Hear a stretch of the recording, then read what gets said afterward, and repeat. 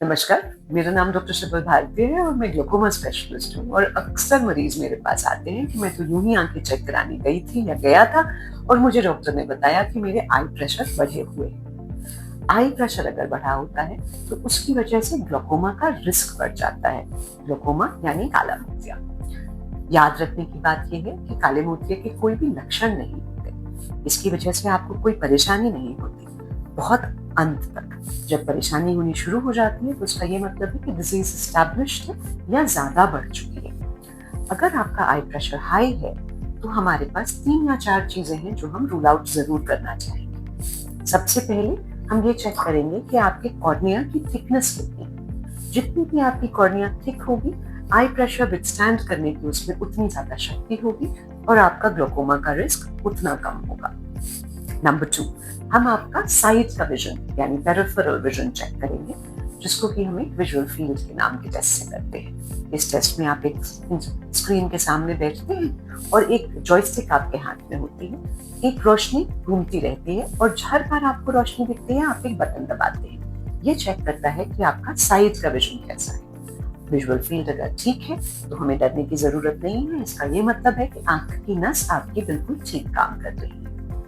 जो तीसरा टेस्ट हम करते हैं वो आंख के स्ट्रक्चर की जांच होती है। आंख के ऑप्टिक नर्व के स्ट्रक्चर की जांच होती है। इसके लिए हम ऑप्टिक नर्व की फोटोज लेते हैं, जिसको कि हम फंडस फोटो कहते हैं। इसके अलावा हम एक और टेस्ट करते हैं जिसको कि हम ओसीटी कहते हैं। ओसीटी हम इसलिए करते हैं कि हम आपकी आंख की नर्व की थिकनेस, नस की थिकनेस को बाकी आपके जैसे आपकी एज के, आपकी जेंडर के, आपकी रेस के लोगों के साथ कंपेयर करें और ये देखें कि आप पॉपुलेशन नॉर्मल के साथ आपकी आंखें नॉर्मल है या नहीं। ये आंखों के स्ट्रक्चर की जांच होती है। इसके अलावा हम आपके आई प्रेशर को कई दफा चेक करते हैं to establish the eye pressure baseline, और ये भी चेक करें कि आपका आई प्रेशर कब ऊपर नीचे होता है।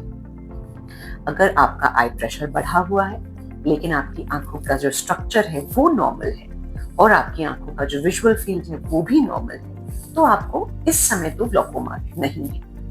इस बीमारी को हम ऑक्यूलर हाइपरटेंशन कहते हैं, जिसमें कि आंख का प्रेशर बढ़ा हुआ है लेकिन विजुअल फील्ड और ऑप्टिक नर्व का स्ट्रक्चर बिल्कुल नॉर्मल है। डरने की जरूरत नहीं है। ये ग्लूकोमा के लिए रिस्क फैक्टर है, ग्लूकोमा नहीं है। अगर आपको ऑक्यूलर हाइपरटेंशन है तो कुछ चीजों पर ख्याल रखना होता है, खास ध्यान दीजिएगा। Number 1, smoking. स्मोकिंग आंखों के लिए जैसे आपके बाकी शरीर के लिए हानिकारक है, ग्लूकोमा के लिए खास तौर पर बहुत परेशान करने की चीज हो सकती है। दूसरा, कुछ एक्सरसाइजेस हैं जिनमें हम कहते हैं कि ना करें क्योंकि इनसे आंखों का आई प्रेशर बढ़ता है। पहली शीर्षासन, दूसरी कपालभाति, तीसरी भ्रस्तिका। याद रखिए, हर वो एक्सरसाइज जिसमें हम करते हैं जोर से, उससे आंखों का प्रेशर बढ़ता है। इसको वल्सल्वा मैन्यूवर कहते हैं। अगर आप डेडलिफ्ट्स करते हैं, जिम जाते हैं और बहुत भारी वजन उठाते हैं तो वो भी अवॉइड करें। इसके अलावा अपने ब्लड प्रेशर, ब्लड शुगर और थायराइड लेवल्स का खास ख्याल रखिए। आपकी आंखें तभी हेल्दी रहेंगी जब आपका पूरा शरीर हेल्दी रहे। स्टीरॉइड्स का यूज करने में खास ख्याल रखिए क्योंकि स्टीरॉइड से भी आंखों का प्रेशर बढ़ता है। चाहे वो इनहेल्ड स्टीरॉइड हो अस्थमा के लिए जो आप इनहेलर लेते हैं, या नाक में ड्रॉप्स डालते हैं स्टीरॉइड के लिए जब हमारी नाक बंद होती है या साइनसाइटिस होता है, या हम आंखों में स्टीरॉइड्स डालते हैं जब हमको एलर्जीज होती है या आंखों में कोई इन्फ्लेमेशन होता है जैसे यूवियाइटिस, या कैटरैक्ट सर्जरी के बाद भी हम स्टीरॉइड्स का इस्तेमाल करते हैं। इन सब केसेस में हमें अपने आई प्रेशर की जांच जरूर करानी चाहिए। अगर आपको ऑक्यूलर हाइपरटेंशन है तो डरिए नहीं, अपनी आंखों का ख्याल रखिए और आपके डॉक्टर जब आपसे कहें तो फॉलो अप के लिए जरूर आइए।